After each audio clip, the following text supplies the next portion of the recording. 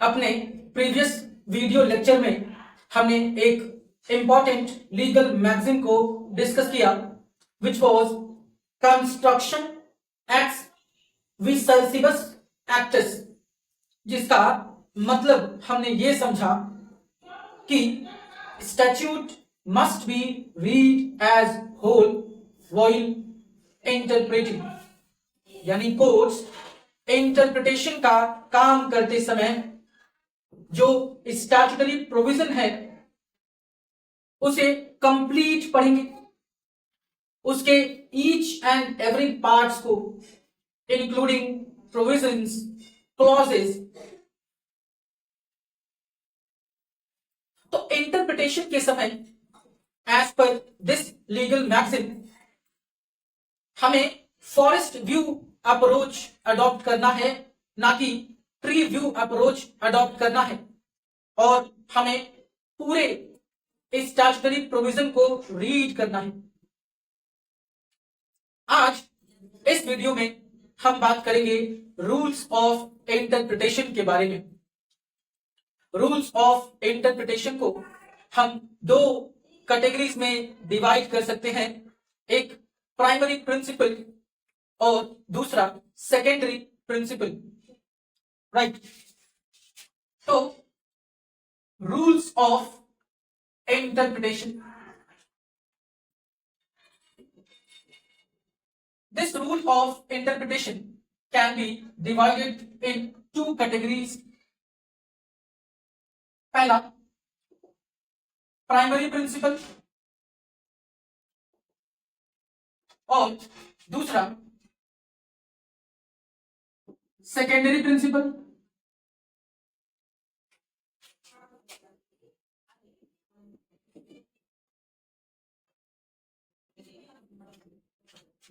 Primary principle में हमें पढ़ना होता है literal rule of interpretation,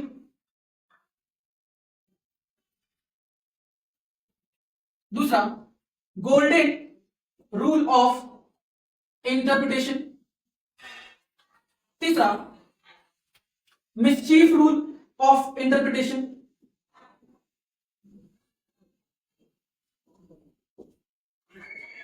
fourth one is adjustem generis, और पांचवा है हार्मोनियस कंस्ट्रक्शन। और जब हम सेकेंडरी प्रिंसिपल्स में आते हैं तो यहां हमें 4 रूल्स ऑफ इंटरप्रिटेशन पढ़ना होता है, जिसमें सबसे पहला है नॉसिटर ए सोसिस, दूसरा strict and liberal construction, strict and liberal construction, तीसरा कंटेम्पोरेनिया एक्सपोजियो, कंटेम्पोरेनिया एक्सपोजियो,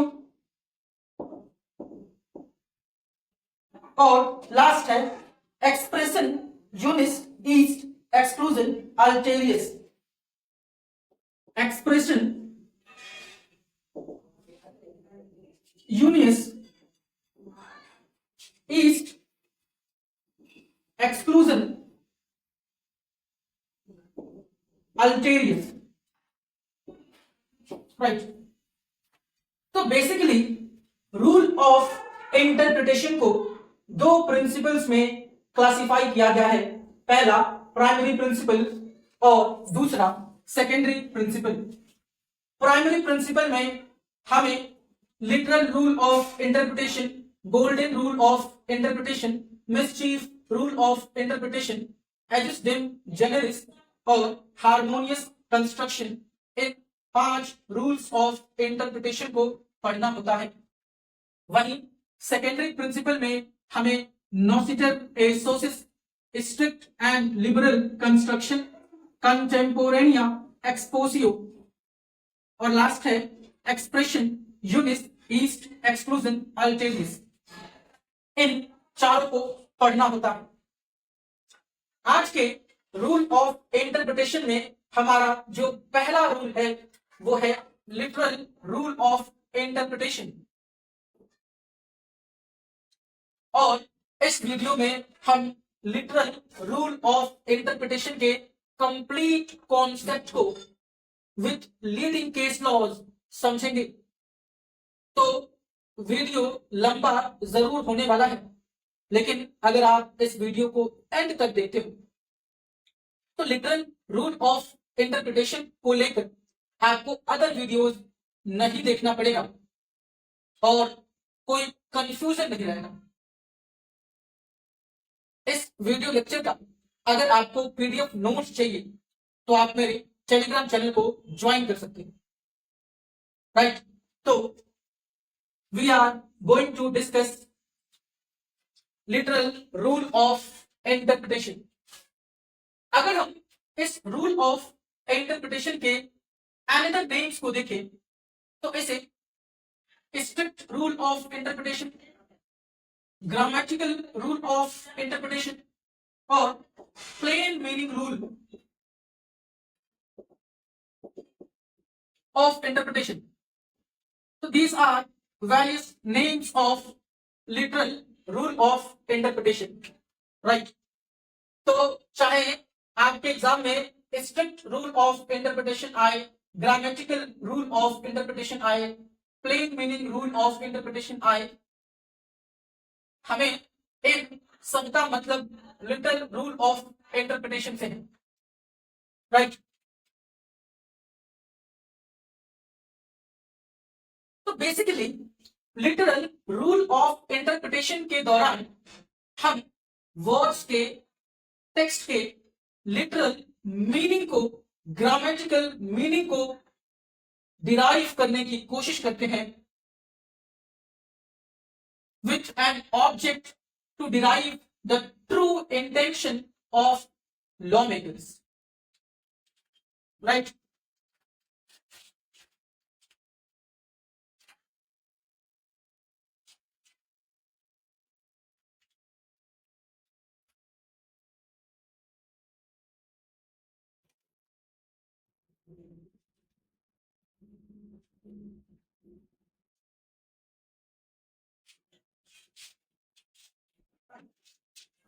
Literal rule means to construe its provisions literally and grammatically, giving the words their ordinary and natural meaning. This rule is also known as plain meaning rule.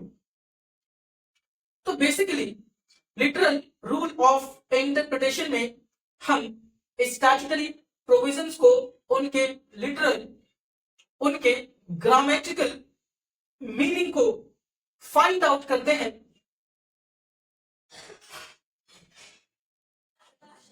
और इसे हम plane meaning rule भी कहते हैं। The words used in enactment must be interpreted in its natural, literal, grammatical और ordinary sense. तो enactment में, statute में जो भी वर्ड्स यूज किए गए होते हैं लॉ मेकर्स के द्वारा, लेजिस्लेचर के द्वारा, हम उन वर्ड्स के नेचुरल, लिटरल, ग्रामेटिकल और ऑर्डिनरी मीनिंग को डिराइव करते हैं, right? The rule enunciates that the words and languages used in a statute should be interpreted literally and without adding or subtracting anything to it. तो यहाँ हमें किसी प्रकार का अपने तरफ से एडिशन या सबट्रैक्शन नहीं करना होता है। केवल जो वर्ड्स यूज किए गए हैं लेजिस्लेचर के द्वारा, हम उन वर्ड्स के लिटरल, ग्रामेटिकल, ऑर्डिनरी सेंस को डिराइव करते हैं। The words used by legislature must be construed in the light of their ordinary, natural and grammatical meaning. Under this rule, verbal expression of law is taken into consideration and the codes not travel beyond the literal legis or literal construction. तो इस rule of interpretation के तहत हम जो words हैं उनके verbal expression तक ही अपने आप को सीमित रखते हैं और उनके बियॉन्ड हम नहीं जाते हैं. We must be confined towards the literal legis, means towards their literal meaning. Right? The true intention of legislature can be safely derived by applying this rule. और इस रूल को अप्लाई करके हम लेजिस्लेचर के ट्रू इंटेंशन को derive कर सकते हैं. That's why this rule is called as safest rule of interpretation, because it is always safe to give the words used their natural, plain and grammatical meaning. अब क्योंकि judiciary literal rule of interpretation के दौरान words के केवल ordinary sense, literal sense, grammatical sense तक ही अपने आप को सीमित रखती है, तो इसे हम सेफेस्ट रूल ऑफ इंटरप्रिटेशन भी कहते हैं. It is known as safest rule of interpretation. Right. The literal meaning should be preferred when it is clear. Right? और literal rule of interpretation का यूज हम तब करेंगे when the words used in statutory provisions are plain, clear and unambiguous. Right?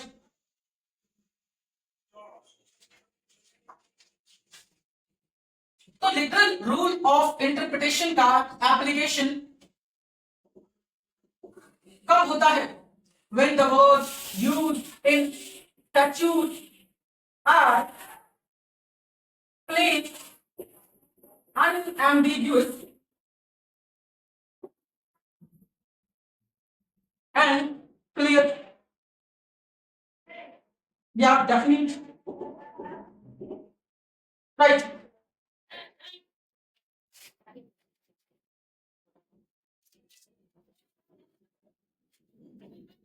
The courts have to content themselves by accepting the grammatical interpretation as real intention of legislature. और इस literal rule of interpretation के दौरान courts अपने आप को उन words के literal meaning को, ग्रामेटिकल मीनिंग को डिराइव करने तक ही खुद को सीमित रखती हैं. और रूल ऑफ लिटरल इंटरप्रिटेशन का यूज हम तब करेंगे when the words are plain, unambiguous, clear और definite. In absence of ambiguity, the plain meaning must be given effect irrespective of its consequences.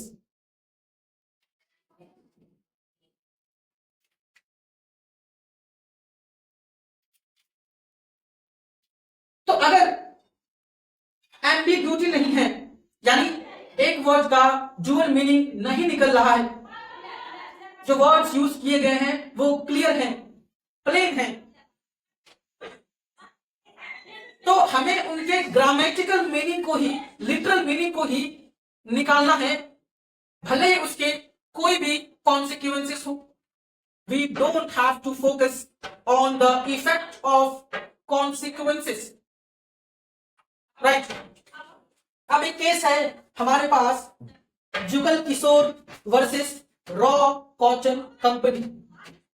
It was held that the fundamental rule of construction of statute is to read the statute literally, that is, by giving to the words used by legislature their ordinary, natural and grammatical meaning. तो literal rule of interpretation में पहला case law आप refer करोगे जुगल Kishore versus जुगल Kishore versus Raw Cotton company. इसमें apex court ने ये observation दिया कि जो कार्डिनल रूल ऑफ इंटरप्रिटेशन है उसमें हम स्टैट्यूट के लिटरल मीनिंग को ही डिराइव करेंगे, उनके नेचुरल, उनके ग्रामेटिकल मीनिंग को ही डिराइव करेंगे, and this is the primary rule of interpretation. If the words used in a statute is clear, unambiguous, plain or definite, right? In Tasmania versus Commonwealth दूसरा case है हमारे पास, Tasmania versus Commonwealth.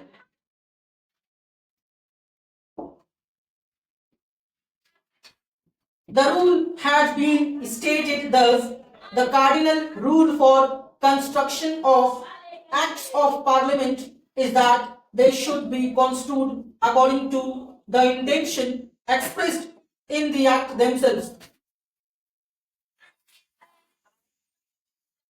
तो इस case में ये कहा गया कि जो प्राइमरी रूल ऑफ इंटरप्रिटेशन है of acts of parliament is that they should be construed according to intention expressed in the act themselves.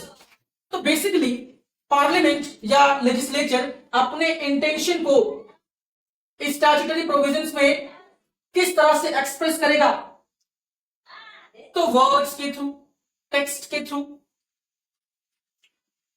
Tasmania versus Commonwealth के केस में यह कहा गया कि हमें इंटरप्रिटेशन के तहत लेजिस्लेचर के ट्रू इंटेंशन को डिराइव करना है, लेजिस्लेचर के एक्सप्रेशन को डिराइव करना है, और ये पॉसिबल तभी है जब हम वर्ड्स के लिटरल या ग्रामेटिकल मीनिंग को डिराइव करें। For example, the law that a minor's agreement is void was settled by privy council on literal construction of section 11 of contract act. अब देखो, जब हम इंडियन कॉन्ट्रैक्ट एक्ट 1872 के section 11 को पढ़ते हैं तो यहां बेसिकली बात किया जाता है कैपेसिटी टू कॉन्ट्रैक्ट, यानी who are capable to enter in contract with other.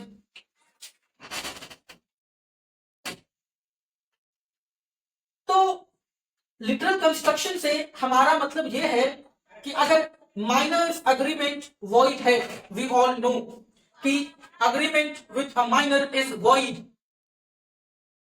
तो अगर हमें इसे रेफर करना है तो हम रेफर करेंगे सेक्शन 11 ऑफ कॉन्ट्रैक्ट एक्ट, जिसमें कैपेसिटी टू कॉन्ट्रैक्ट के बारे में बात किया गया है, कैटेगरीज डिफाइन किया गया है। तो contract with minor is void, इसका लिटरल मीनिंग क्या है? तो हमें section 11 of Indian contract act देखना है, क्योंकि वहां लेजिस्लेचर ने अपने इंटेंशन को एक्सप्रेसली दे दिया है,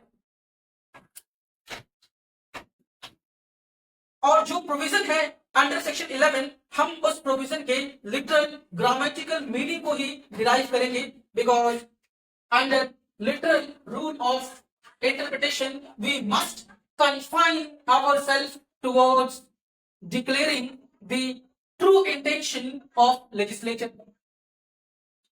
right? तो अगर हम लिटरल रूल ऑफ इंटरप्रिटेशन के फीचर्स के बारे में बात करें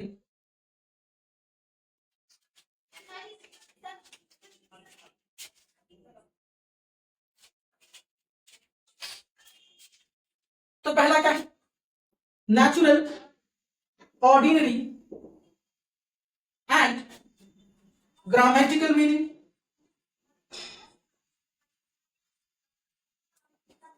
दूसरा क्या है? Popular sense meaning.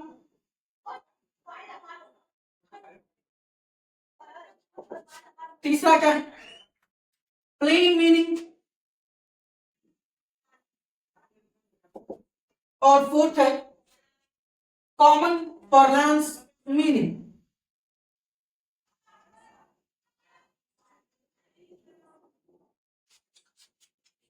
तो basically literal rule of interpretation के ये सभी फीचर्स हैं। पहला, natural, ordinary and grammatical meaning. दूसरा, पॉपुलर सेंस मीनिंग। तीसरा, प्लेन मीनिंग। चौथा, कॉमन पार्लांस मीनिंग। यानी अब हमें यह समझना है कि कब हम लिटरल रूल ऑफ इंटरप्रिटेशन में वर्ड्स के natural, ordinary and grammatical meaning को डिराइव करते हैं, कब हम उसके पॉपुलर सेंस ऑफ मीनिंग को डिराइव करते हैं, कब हम उसके प्लेन मीनिंग को डिराइव करते हैं, और कब हम उसके कॉमन मीनिंग को डिराइव करते हैं। राइट, इन चारों फीचर्स को हम विथ केस लॉ समझने वाले हैं। राइट, तो पहला, ordinary, natural and grammatical meaning. Statutes must be construed according to the natural and grammatical meaning of words. यानी हमें जो कंस्ट्रक्शन करना है वो वर्ड्स के नेचुरल एंड ग्रामेटिकल मीनिंग को ही करना है। Where the words are clear, there is no ambiguity, no stupidity, and intention of legislature is clearly conveyed. There is no scope for the court to innovate or take upon itself the task of amending statutory provisions. तो यहां कह रहा है कि हम statutes के literal या grammatical meaning को तभी डिराइव करेंगे जब जो वर्ड्स हैं स्टैट्यूटरी प्रोविजंस में वो क्लियर है, कोई एम्बिग्यूटी नहीं है, कोई स्टूपिडिटी नहीं है, और लेजिस्लेचर के इंटेंशन को क्लियरली कन्वे किया गया है। तो यहाँ कोर्ट्स के लिए कोई स्कोप नहीं बचता है कि वो उन स्टैट्यूटरी प्रोविजंस में खुद से किसी प्रकार का अमेंडमेंट करे या कोई नए रूल ऑफ इंटरप्रिटेशन को other than literal rule of interpretation innovate करे। In the words of Lord Atkinson, Lord Atkinson क्या कहते हैं? Lord Atkinson, in the words of Lord Atkinson, in the construction of statutes, their words must be interpreted in their ordinary grammatical sense, unless there be something in the context or in the object of statute in which they occur, or in the circumstances in which they are used to show that they were used in special sense different from their ordinary grammatical meaning. तो Lord Atkinson यही कहते हैं कि हमें words के, text के grammatical meaning, literal meaning को adopt करना है। हाँ, अगर ऐसा लगता है कि कोई स्पेशल सेंस निकलता है उन वर्ड्स का, या कोई डिफरेंट मीनिंग निकलता है अदर देन ऑर्डिनरी मीनिंग, तो इन सर्कमस्टांसेस को छोड़ करके हमारा जो जनरल रूल रहेगा वो वर्ड्स के नेचुरल, ग्रामेटिकल और लिटरल मीनिंग को डिराइव करना होगा। राइट, लेकिन स्पेशल सेंस के केस में वो चीज डिफरेंट हो जाती है और तब हमें डिफरेंट रूल ऑफ इंटरप्रिटेशन अपनाना पड़ता है जब उन वर्ड्स का ऑर्डिनरी मीनिंग ना निकल रहा हो तो। राइट, कृष्णा अय्यर जे क्या कहते हैं? कृष्णा अय्यर जे,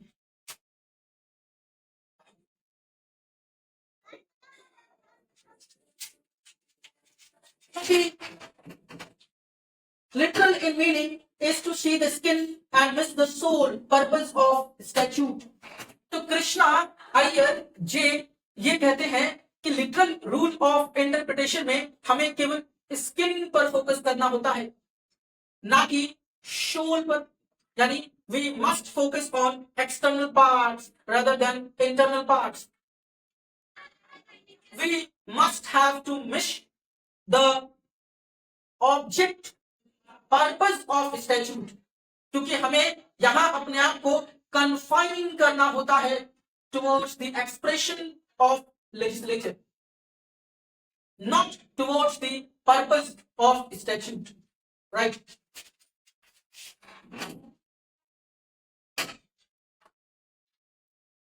Literal rule follows positivist approach of law as it applies the law as it is laid down by legislature. तो इसे हम पॉजिटिविस्ट अप्रोच भी कहते हैं, क्योंकि यहां पर हमारा जो फोकस होता है वो इसी बात पर होता है कि जैसा लेजिस्लेचर के द्वारा लॉ बना दिया गया उसी लॉ को उसी सेंस में उसी मीनिंग में इंटरप्रेट कर दिया जाए, राइट? अच्छा, दूसरा फीचर है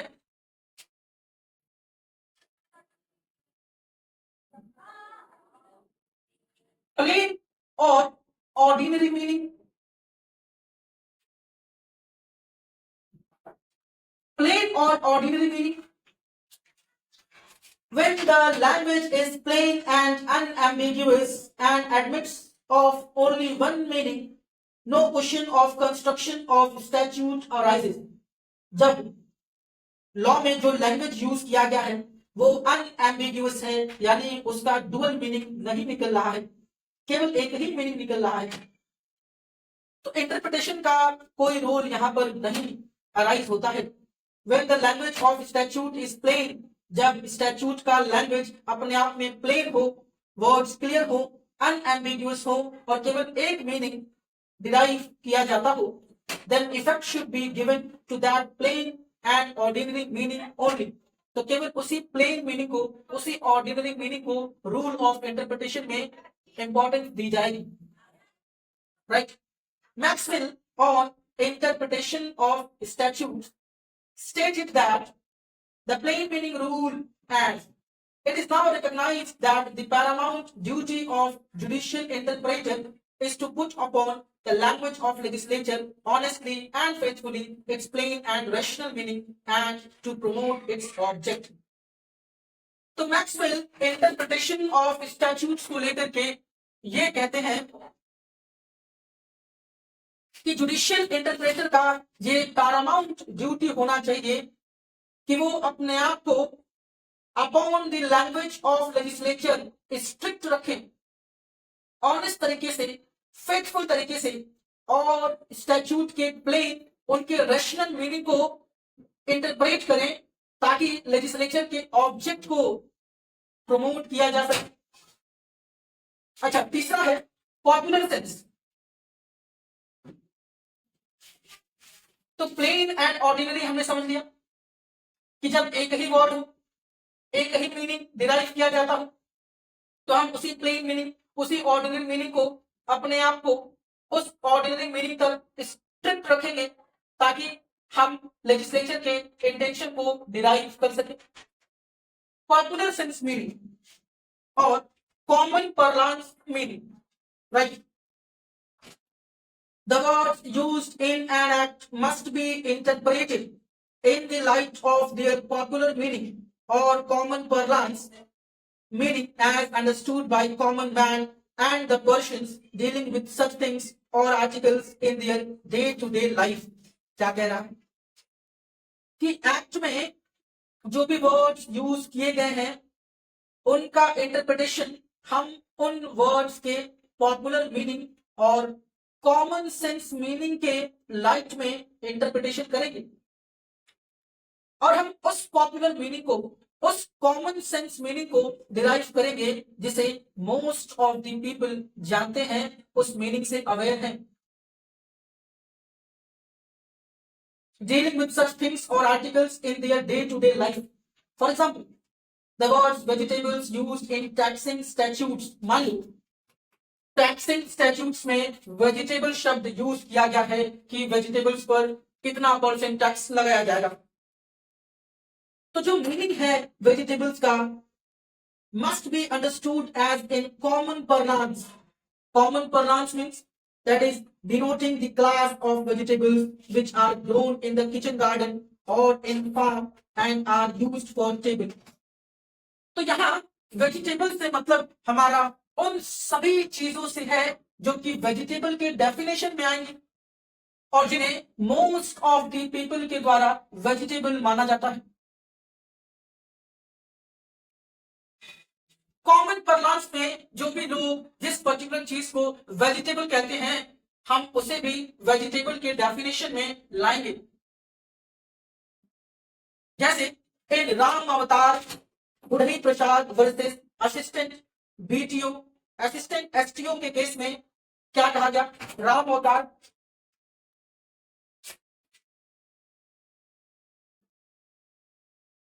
अवतार Budhi Prasad versus assistant STO के केस में ये कॉमन परलांस मीनिंग पर एक केस है। It was observe that the words must be construed not in any technical sense. तो यहां ये कहा गया कि वर्ड्स का कंस्ट्रक्शन हम किसी टेक्निकल या किसी बोटानिकल पॉइंट ऑफ व्यू से नहीं करेंगे, but as understood in common parlance. लोग उसे कॉमनली किस नेम से जानते हैं उस सेंस में करेंगे।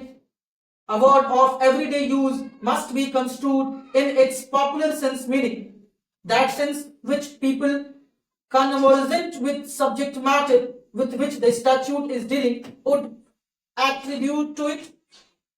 It is to be construed as understood in common language.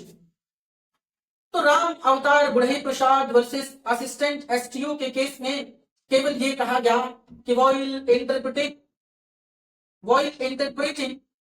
the statutory provisions, जो वर्ड्स हैं हम उनके टेक्निकल पॉइंट में, हम उनके बोटानिकल सेंस में उन वर्ड्स का कंस्ट्रक्शन नहीं करेंगे।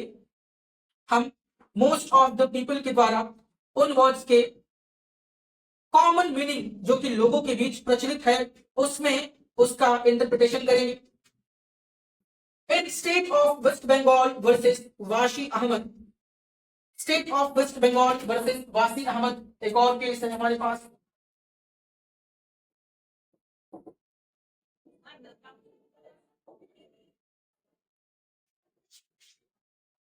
In this case, it was also observed that though the word vegetable is not defined in law, but it has been well settled by number of decisions that this word, being a word of everyday use, must be construed not in any technical sense, not from any botanical point of view, but as understood in common usage.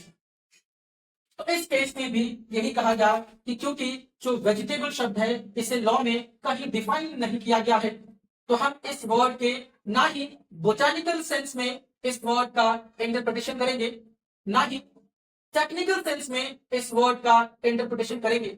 हम common usage में लोग vegetable से क्या समझते हैं और किन किन चीजों को वो वेजिटेबल मानते हैं, उस सेंस में वेजिटेबल वर्ड का इंटरप्रिटेशन किया जाए। यानी we must give the interpretation in common usage, right. तो ये था कब हम common parlance meaning, plain meaning, popular sense meaning, natural, ordinary and grammatical meaning को हम इंटरप्रेट करेंगे while dealing with literal rule of interpretation, right?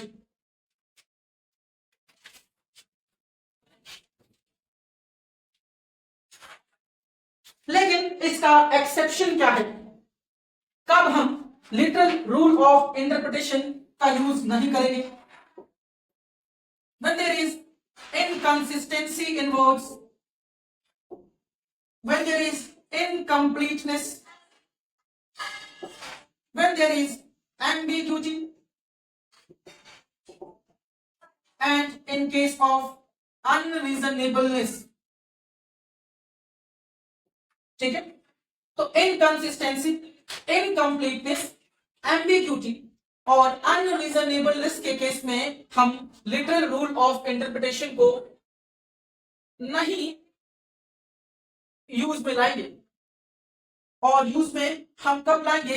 जब जो वर्ड्स यूज किए गए हैं स्टैट्यूटरी प्रोविजंस में उनका जो मीनिंग है वो प्लेन है, क्लियर है, अनएम्बिगुअस।